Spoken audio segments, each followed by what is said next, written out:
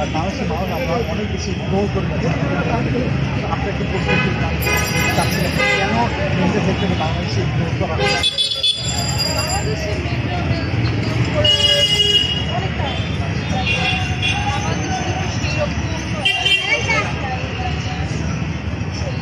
আমরা যেমন এখানে আসার পরে অনেক ক্ষেত্রে হচ্ছে যে পাবলিক স্টুডেন্ট আছে, ইন্টারন্যাশনাল স্টুডেন্ট আছে, ওদের উপরে যেভাবে স্টুডেন্টকে ট্রিট করা হয় আমাদেরকে কিন্তু সেভাবে ট্রিট করা হয়। আমরা আমরা কিন্তু অনেক কিছু ফ্যাসিলিটিস পাচ্ছি, আরও কিছু অ্যাডভান্টেজ পাচ্ছি। তো আমরা যতটা এই দিক থেকে অ্যাওয়ার, ওরা কিন্তু অতটা অ্যাওয়ার না। তো এদের থেকে একটা বলা যায় এটা একটা অ্যালার্মিং দেখা যাচ্ছে যে মেন্টাল হেলথের ডেলিভারিটা ইনক্রিজ করার কারণে ইয়াং জেনারেশনটা কিন্তু প্রভাব কিন্তু অনেক বেশি।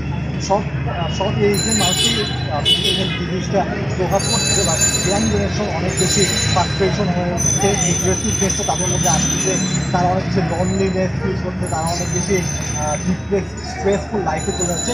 তো এইটার কারণে আপনার যে মনে হয় যে মেন্টাল হেলথের প্রায়োরিটি বেসিসে বাংলাদেশে ইমপ্রুভমেন্টের দরকার আছে। তো আপনার একটা ভিউ পয়েন্ট আছে। Obviously, it's very important.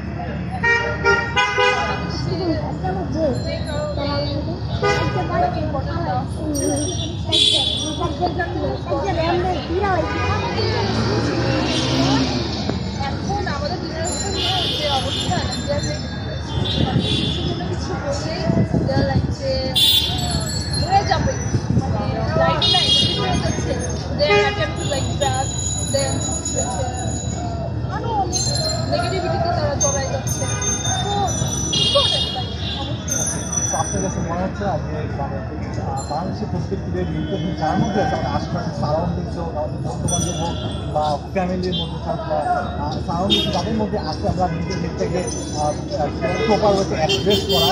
তো ইনিশিয়াল স্টেজে যদি মেন্টাল হেলথটা প্রবলেম আমাদের সারাউন্ডিংসে তার মধ্যে দেখা যায়, তো আমরা ইনিশিয়াল স্টেজে যদি প্রপার ওয়েতে অ্যাড্রেস করতে পারবো, অ্যাড্রেস করার মাধ্যমে আমরা কোনো ধরনের সাইকোলজিক্যাল কাউন্সিলর বা সাইকোলজিস্টের ট্রিটমেন্টে যেতে পারি নাকি আপনার একটা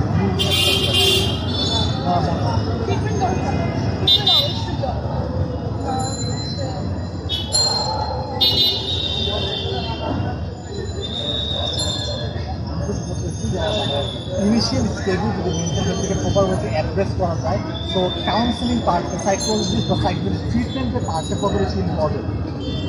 অবশ্যই ইম্পর্টেন্ট, কারণ হচ্ছে যে আমাদের জেনারেশন কিন্তু লাইক যে অবস্থা করে আমাদের জেনারেশন লাইক এই ডেভেলপমেন্ট করতে এখন যারা আছে, যদি আমরা এই জিনিস করতে না পারি তাহলে অনেক স্ট্রাগল হয়ে যাবে।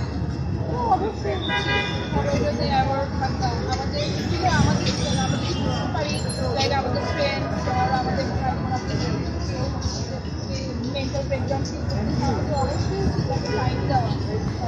হচ্ছে আমাদের যারা চেনা জানা আছে, লাইক আমাদের ইউনিভার্সিটিতে এরকম অনেক টিম আছে যারা স্টুডেন্টের হেল্প করতেছে, যারা ডিপ্রেস থাকে, বিভিন্ন পার্সোনাল ইস্যুস থাকে,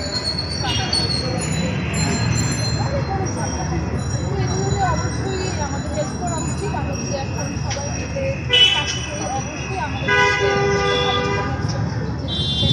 অবশ্যই আমাদের